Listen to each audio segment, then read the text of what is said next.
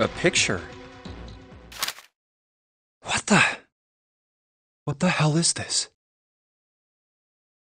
This man with a mustache on the right. He's the same guy we found murdered in the captain's quarters. He had the zero bracelet on his left arm. And this second man with the glasses and a doctor's coat. He's the ninth man, the one with bracelet number 9. He died after he went into door 5. But this guy, the one in the striped suit? Oh man, that's Ace. Yeah, I guess it is. No doubt about it. But what does it mean? What is Ace doing in this picture? Not only Ace, the ninth man and Cap too. And they look happy, like they knew each other well. Why? How? How in the world are these 4 men connected? You say Ace is in that picture? Yeah, it doesn't look like it was taken recently though. Ace, the ninth man, and Cap all look about 10 years younger. Ah, so the ninth man and the man you found murdered in the captain's quarters are also in the picture? Yeah. Is there anyone else? Or are there only 3 people in the picture? I'm afraid I can't see it. No, there's one more guy. He's got kinda long hair, he looks smart, but a little cold. He's the only one I don't recognize. What's the date of the photograph? It doesn't have one. Did you look on the back? Back? Yes, the reverse. The other side. Huh. Praying for the success of the Nonary project. With Nijisaki, Kubota, and Musashido. Huh. Then the four men in this picture were the organizers of the Nonary game 9 years ago. That means Ace, the ninth man, and Cat were all responsible for making it happen. But I feel like I should be more shocked about this. It's almost as if that's just how things were always supposed to be. Why? Why am I not surprised? Ace was the one in charge of the Nonary project, but why? Why am I so calm? It's like I already knew. Ah, of course. I understand now. Ace was the CEO of Cradle Pharmaceuticals. He was the one who invented the game 9 years ago. He was Gentaro Hongo. Ace is Hongo? I had my suspicions from the beginning. Their voices were similar. Too similar to be a coincidence. I could never forget his voice. It was the voice of the devil. I couldn't be sure, though. After all, I had no way to check. I certainly couldn't ask him. Even if I had known, however, I would never have told you. Zero made it quite clear what would have happened if I did. Oh my gosh, I had no idea. Huh? I didn't know that Ace was Hongo. Oh, yes. I suppose you wouldn't have. 9 years ago, you were in Building Q in Nevada. But Hongo was in the Gigantic with us. I know. That's why I didn't know what Hongo looked like. But why? Why didn't you tell me? I mean, I'm your sister, right? You could have told me. I'm sorry. I apologize for keeping this from you. But if I'd told you, Clover, you would have told everyone else. And if you did, then I would have been forced to tell them about what happened 9 years ago. I had to prevent that. Hey, Junpei. You think I could borrow that picture for a sec? Sure. Hongo, Kubota, Nijisaki, Musashido. Hongo, Kubota, Nijisaki, Musashido. Hongo, Kubota, Nijisaki, Musashido. Hey, Seven, do you... Shut it! Just be quiet. I'm this close to remembering. This close. Hongo, Kubota, Nijisaki, Musashido. Cradle Pharmaceuticals. Nonary project. Shit. What? What's wrong? Holy shit, this is nuts. What's nuts? I remember Remember what? everything. Everything? Yeah, I remember all of it. My memory's back. I remember what happened before I got snatched. What? Let me tell you what happened. Like Snake said, Ace is Hongo. From the right, the other three are Musashido, Nijisaki, and Kubota. Musashido was the man with the cash. Nijisaki was Hongo's right-hand man, and Kubota developed the actual technical details of the experiments. How do you know all this? Come on, man, I told you, I finally got my memory back. No, that's not what I mean. I'm trying to ask you why you knew all this stuff in the first place, before you forgot it. really want to know? Of course. Me too. This is gonna take a while. Hell, it'll probably take me a good 3 days to tell you everything. Well, we don't have 3 days. Just give us the short version, all right?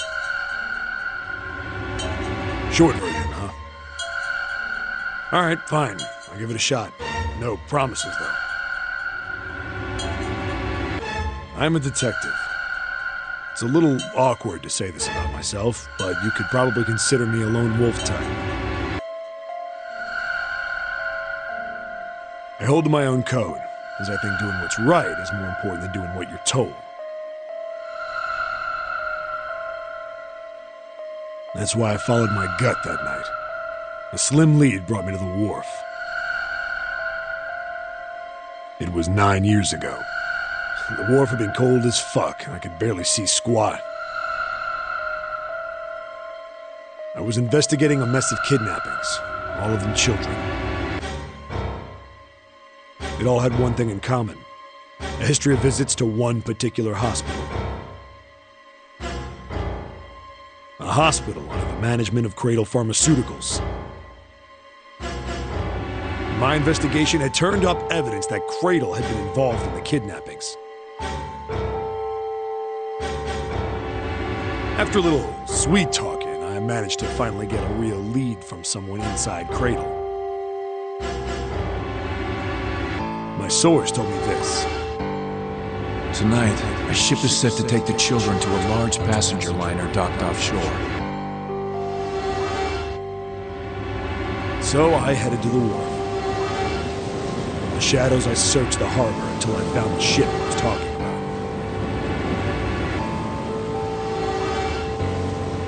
There was a bunch of movement near it. Men in black suits, many of them carrying large bags. The bags. There was something about the way they moved as they were carried. No doubt about it. There were human beings in those bags. I moved before I realized it. I came out of hiding with my gun already in my hand. Don't move. I felt metal touch the back of my head. Drop the gun. I could kill you right now. It'd be easy to get away with it, too. Just tie an anchor to your feet, and no one would find you for a week. Not what you want. The fish here would love a meal. He kept digging the cold metal thing into my skull.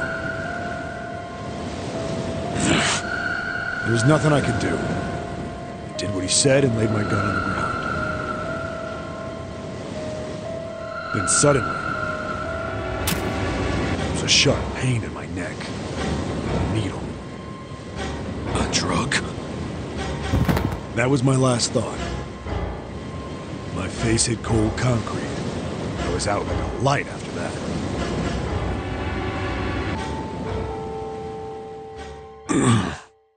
I woke up on a hard floor. Damn it! Shit, my head hurts! I did a quick once-over of the room. Where am I? A small, shabby bed, a dirty sink. A toilet with no privacy. I'd seen it countless times as a cop. I'm in a cell, huh? Facing the toilet was a door set into the wall. I was still pretty woozy, but I made my way over to it. I pushed and pulled on it, but...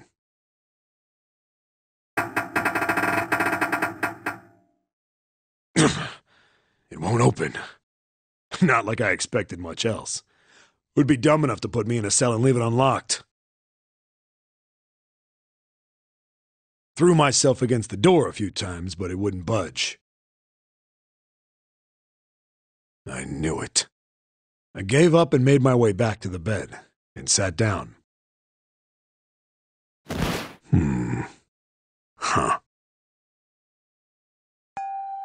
I sat there for a very, very long time. Who knows how long. Then, I heard a faint voice.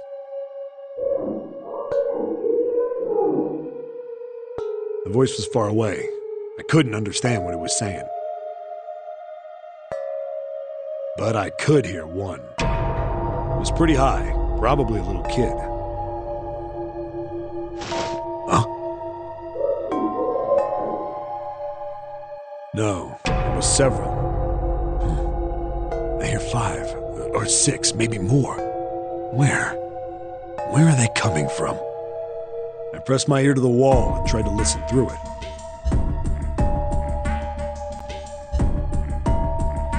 No, that's not it.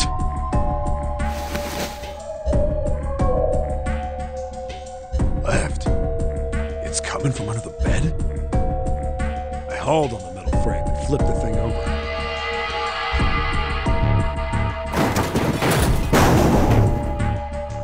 And there it was.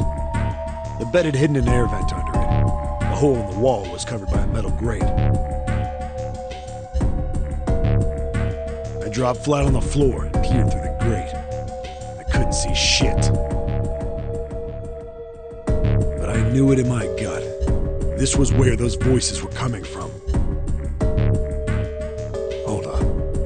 Why are there kids here? But then what my inside man told me popped into my head. Tonight, a ship is set to take the children to a large passenger liner docked offshore. Whoa, whoa, whoa. Am I on that ship? It didn't matter. All I knew was I had to get to those kids. I checked out the metal grate. Could I fit? I stuck my fingers in and grabbed it. And then...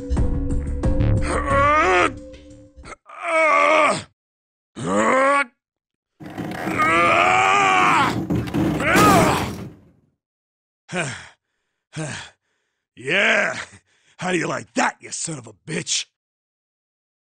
I finally got the damn thing off. Sweat was dripping down my face, so I wiped it off and crawled inside. The first bit or so was tight. I had a wriggle on my belly. It wind up eventually, and there was space for me to crawl along on my hands and knees. I went from crawling like a worm in dirt to skittering like a bug. Couldn't say it was much better, but I'd take what I could get.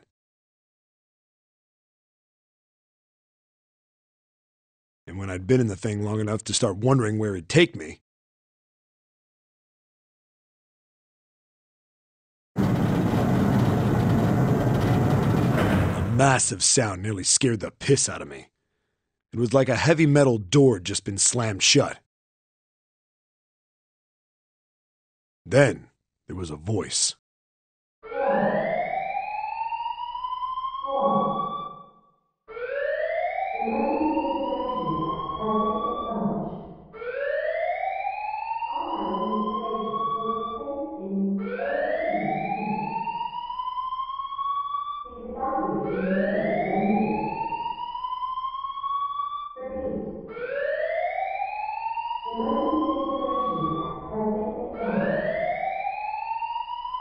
What? I wasn't sure what it meant, but anything with incinerator is bad news.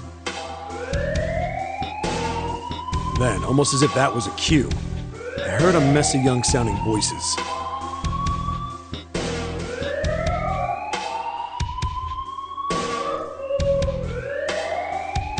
A bunch of them were straight up screaming in terror, and all the sounds together made a howl that made the hair on my neck stand straight up.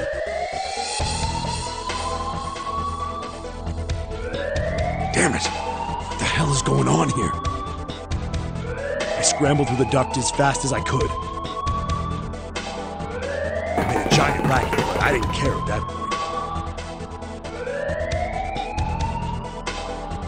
I soon found a metal door on the left side of the duct.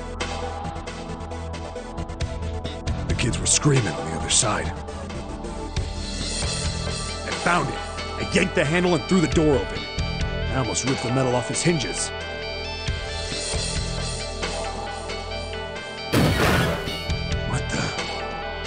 hell is this place? I couldn't believe what I saw. The room had a dome up top. There had to be about 9 walls, all the same size. Up in the ceiling was an upside-down funnel. Almost like a chimney. I looked down. There they were. The kids I'd been searching for. They all gawked up at me, suddenly silent, for the moment, from surprise and fear. Scared of the room or me, I couldn't tell. Probably both, actually. Not like I can blame them running into a mug like this when they're already scared shitless. I snorted in my own dig at myself and turned to the kids. Don't worry, kids, I'm not your enemy. I'm one of the good guys. All of them stood there, frozen. Well, except one. He was a boy, slightly older than the others, in a private school uniform. Who the hell are you? He stepped forward and glared at me suspiciously. I'm a detective. I'm here to rescue you. It looked like they relaxed some the second I got the words out. How are you gonna help us? Where's the exit? There isn't one. The doors we came in through won't open, and the door over there... He kind of cut himself off. I think he was considering something before he changed his mind. Anyway, there's no point. We can't all get out of here. If we don't get out of here, we're gonna be burned to death. Burned to death? Can't you hear it? That voice said the incinerator's gonna start up soon. So...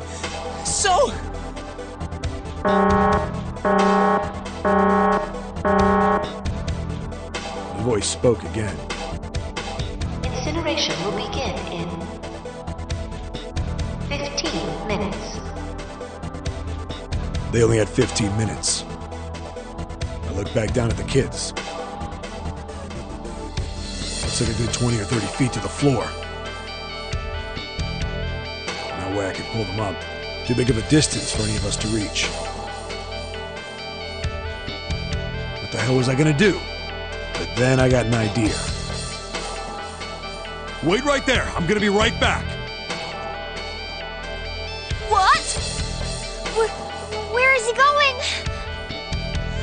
Are you just gonna leave us here? They just got frightened again. I'm not the best at that kind of thing, but I tried to reassure them with a smile. Don't worry, all right? I'll be back, I promise. So just stay calm and wait right there. Got it? I didn't wait to hear them respond. There wasn't time. I had to hurry. Well, as fast as a guy could on his hands and knees. Didn't take me long to get back to my cell. Still no way out of there, but I had a plan. I needed something from the room. When I got it, I dove back into the hole and took off towards the incinerator. Then... Sorry to keep you waiting, guys. I tipped out the doorway and dropped down the rope I brought with me.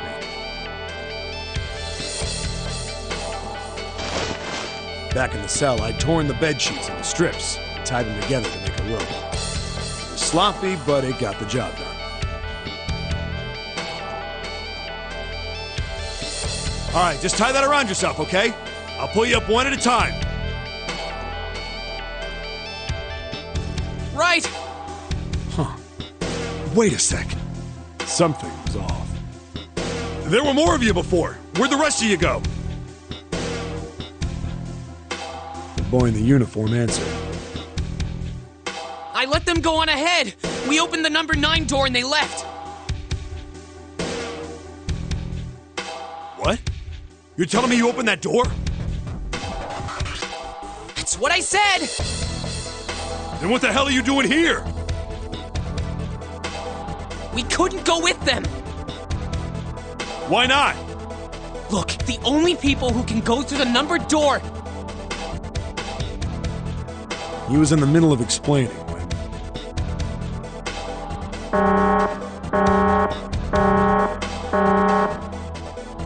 Incineration will begin in 5 minutes. The wall shook a bit from the voice bouncing around. Look, that can wait, alright? Just get us out of here! Right! I grabbed onto the rope.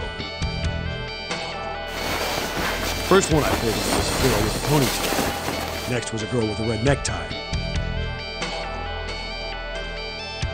A boy in a jacket came after. He said he'd climb up on his own. The boy in the uniform was the last up. Like the other kid, he climbed up the rope himself. He looked pretty scrawny, but I guess he was stronger than he looked. He moved fast, but when he was almost to me, we heard some knocking. Everyone looked at the door. It had a thick, square window set into it. On the other side, an angry face was staring in. God damn it! What's going on here? Why is the room empty? Where the hell are those fucking kids?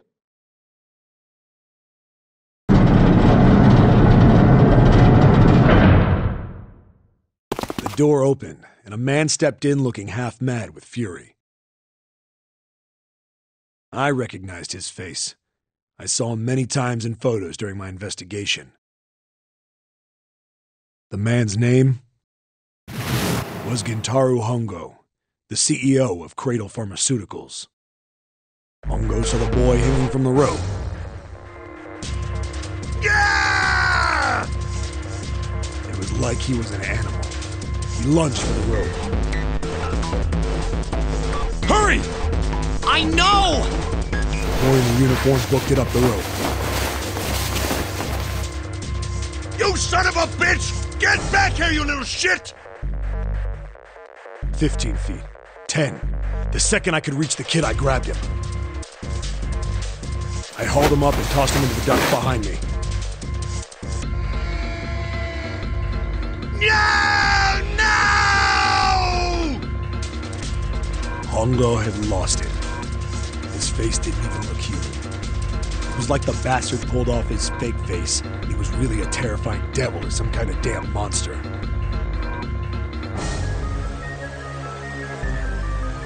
I quickly reeled in the rope, leaving a furious Hongo yelling at me from the floor.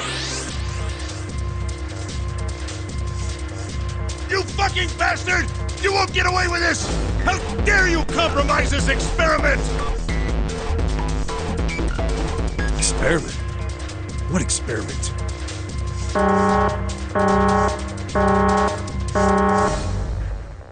Incineration will begin in 1 minute. Hey, old man! What the hell are you doing? Hurry up! The boy in the uniform was trying to get my attention. I may have thrown a salute in the raging asshole's face before I closed the door behind me.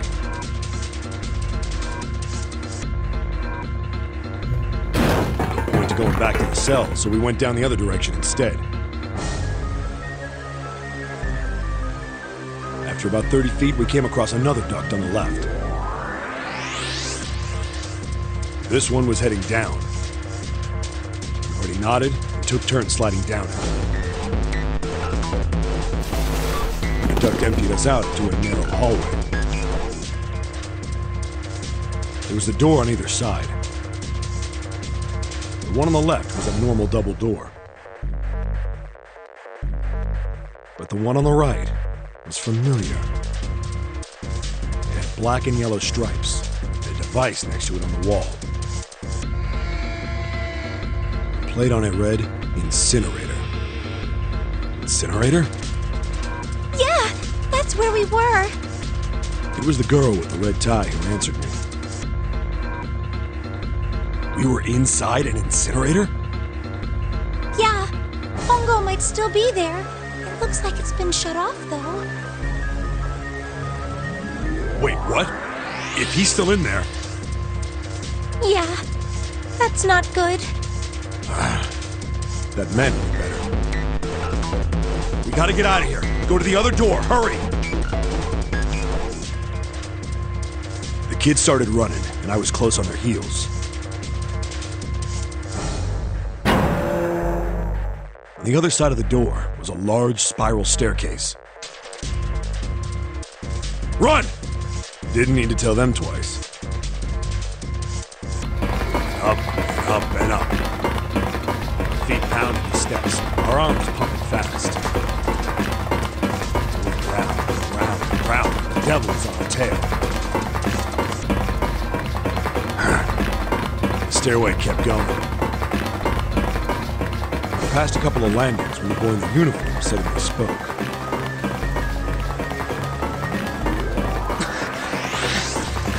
Something's up. Akane's not catching up to us. Akane? My kid's sister. The girl with the red necktie. Akane. That's strange. I didn't remember seeing that name on the list of missing kids. Hey! Akane! He kept his hands around his mouth and yelled.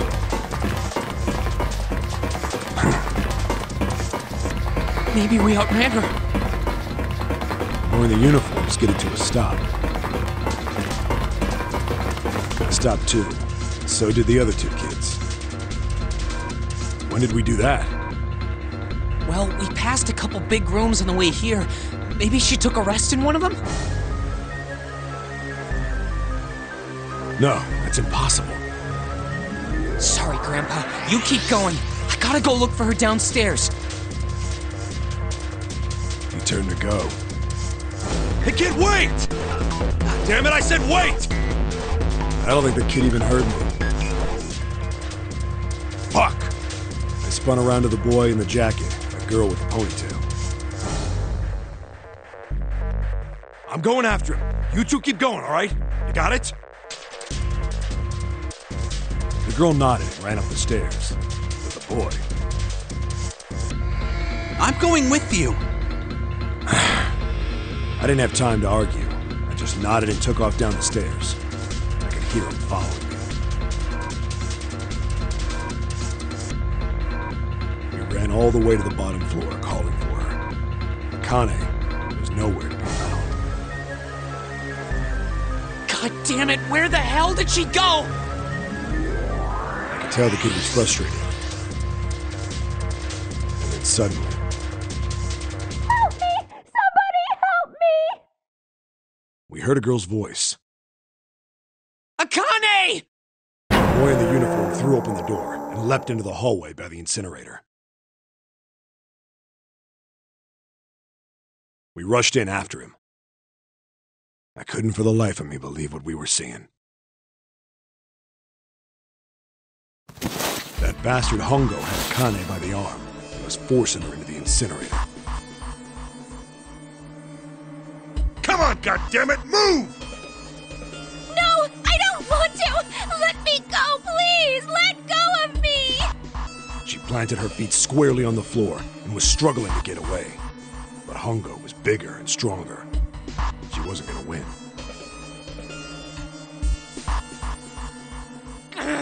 Akane! My brother roared with anger and charged toward Hongo. Help me! Ah! You're too late, idiot! Hongo lifted Akane bodily into the air and threw her, still fighting him, into the incinerator. Ah! Before we could even blink, Hongo had leapt through the door after her. We saw him land inside.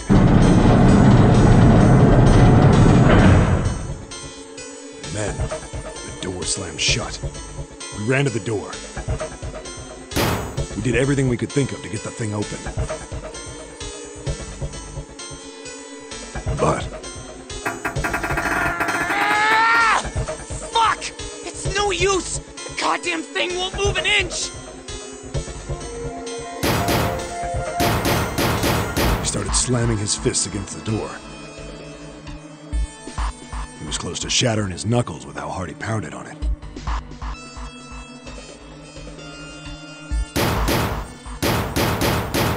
Akane!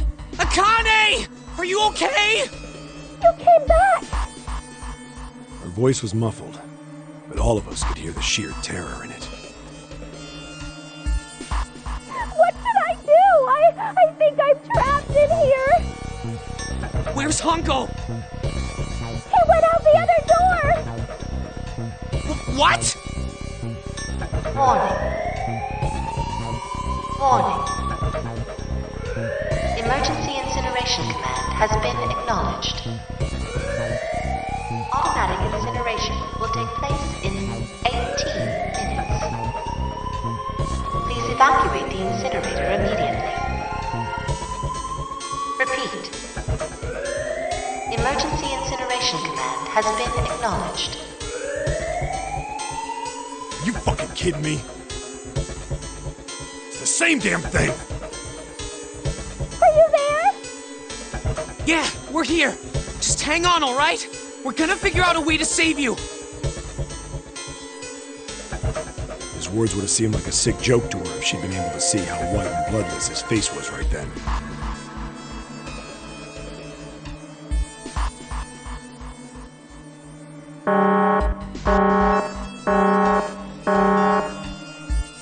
Incineration will begin in 17 minutes. Please! Please help me! I'm really scared! I don't want to die! Please! I don't want to die! I don't want to die! It's gonna be alright. I'll figure something out. I promise. I promise, okay? You hear me? I promise! It was torture listening to her sobbing on the other side of the door. Her brother was nearly crying himself. He could only stand there, fists clenched so tight his knuckles were white.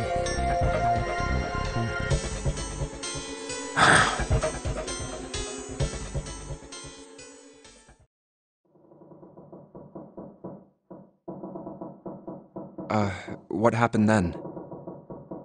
Come on, man. Put yourself in my shoes. It doesn't end good. You think I want to remember that? Then... Yeah. Shit. If I'd known it was gonna be like this, I almost wish I hadn't remembered. Hey, are you sure? Huh? Look, I don't want to ask this either, but... There's something I don't get. So if you could just tell me, did that girl, Akane, really... Yeah, I'm sure. There wasn't anything we could do. After a while, the countdown ended. And we heard something... burning. The fire stopped, but we still didn't move. Me and the jacket kid were frozen. The boy in the uniform collapsed as if he couldn't hold himself up anymore.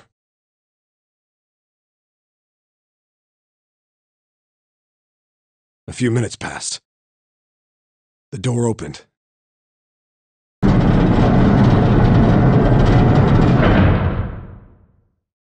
boy in the uniform tripped over his own feet running in. We followed, too numb to speak.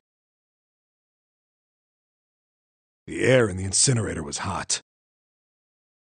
Every breath made my lungs feel like they were on fire. It was like standing on hot asphalt. The air was wavering and in the middle of the room, there it lay. The kid's legs were shaking so bad, I don't know how he managed to walk.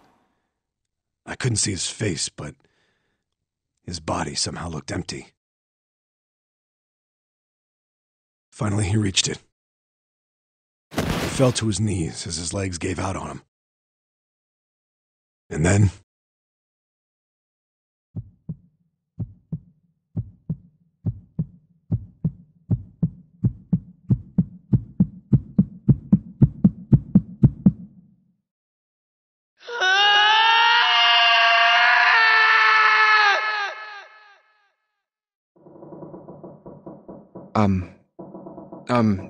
Can I ask you one more thing? What's that? The girl, Akane. What was her last name? What does it matter to you? Just tell me, okay? Please? Kurashiki. Her name was Akane Kurashiki.